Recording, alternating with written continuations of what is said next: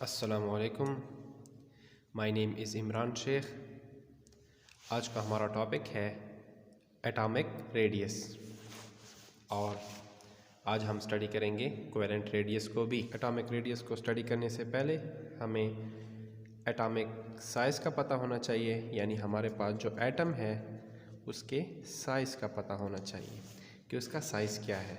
हम लेते हैं कोई एटम, उसमें अगर हम देख लें तो हमारे पास यहाँ पे इलेक्ट्रॉन उसके इर्द गिर्द रिवॉल्व कर रहे होते हैं, किसके इर्द? न्यूक्लियस के इर्द। पहली बात तो ये है कि ये बहुत स्मॉल होता है, ये हम लोग नैनोमीटर में या फिर पिकोमीटर के अंदर इसको लेते हैं।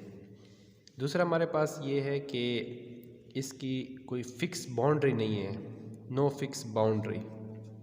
ये आपके पास क्या होते हैं कि थ्री डायमेंशनली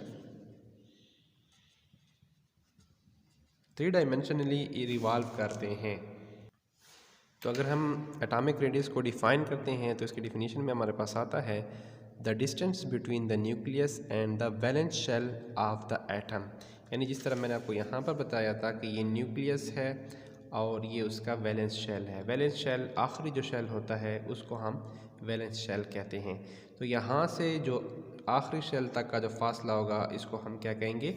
रेडियस कहेंगे। इसका एक शेल है तो यहाँ तक उसका रेडियस हो जाएगा, और अगर इसके दो शेल हैं तो यहाँ तक रेडियस हो जाएगा। डिपेंड करता है कि उसके अंदर कितने शेल हैं और कितने इलेक्ट्रॉन उसके अंदर रिवॉल्व कर रहे हैं और टोटल एटम के अंदर। एनवायरनमेंट की बात करते हैं कि यहाँ से यहाँ तक का डिस्टेंस या यहाँ से न्यूक्लियस से आखिरी शेल तक का जो फासला होता है, इस तरह मैंने पहले आपको बताया था एटम बहुत छोटा होता है, तो इसको हम लोग क्या करते हैं? नैनोमीटर में लेते हैं, यानी 10 की पावर -9 में, या आपके पास पिकोमीटर 10 की पावर -12 में।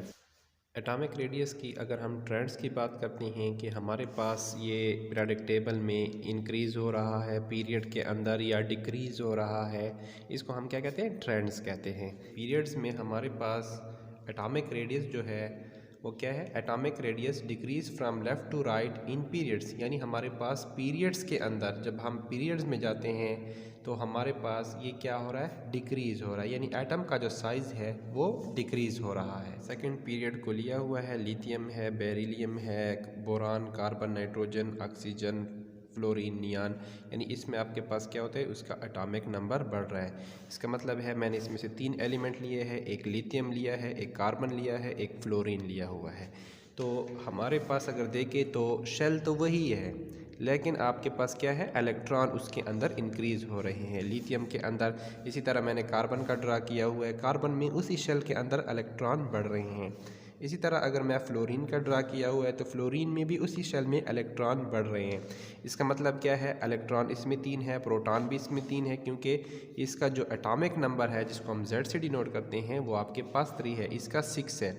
अब अगर देखें तो इसमें 3 प्रोटॉन होंगे, इसमें आपके पास 6 प्रोटॉन होंगे और इसमें आपके पास 9 प्रोटॉन होंगे। तो शेल चूँकि आपके पास एक ही है, अब इसकी पावर इलेक्ट्रॉनों को खींचने की कम होगी 6 की, और ज़्यादा हो जाएगी इलेक्ट्रॉनों को अपनी तरफ अट्रैक्ट करने की, और आपके पास जो फ्लोरीन है उसकी और अट्रैक्शन पावर ज़्यादा होगी।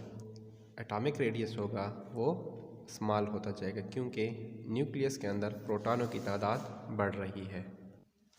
अगर इसी एटॉमिक रेडियस को अगर हम ग्रुप्स में देख लेते हैं तो आप देखते हैं कि पहला लिथियम है, उसमें आपके पास 2 शेल हैं, तो आपके पास उसके रेडियस जो होगा वो आपके पास कम होगा। लेकिन अगर आप सोडियम को देखते हैं तो उसमें शेल का इजाफा हो रहा है, यानी एडिशन ऑफ शेल हो रहे हैं। तो जब आपके पास एडिशन ऑफ शेल होता है तो इसका जो न्यूक्लियस से आखिरी तक फासला होता है वो बढ़ जाता है वैलेंस शेल का। तो हम कह सकते हैं कि आपके पास जो एटॉमिक रेडियस है वो आपके पास इंक्रीज़ हो रहा है। किस चीज़ में? ग्रुप के अंदर। कोवेलेंट रेडियस को लेते हैं तो इसमें हमारे पास डिफिनीशन है 1/2 of the distance between the nuclei of 2 similar atom in single covalent bond, यानी हमारे पास जो सिंगल कोवेलेंट बॉन्ड होगा किस चीज़ के दरमियान?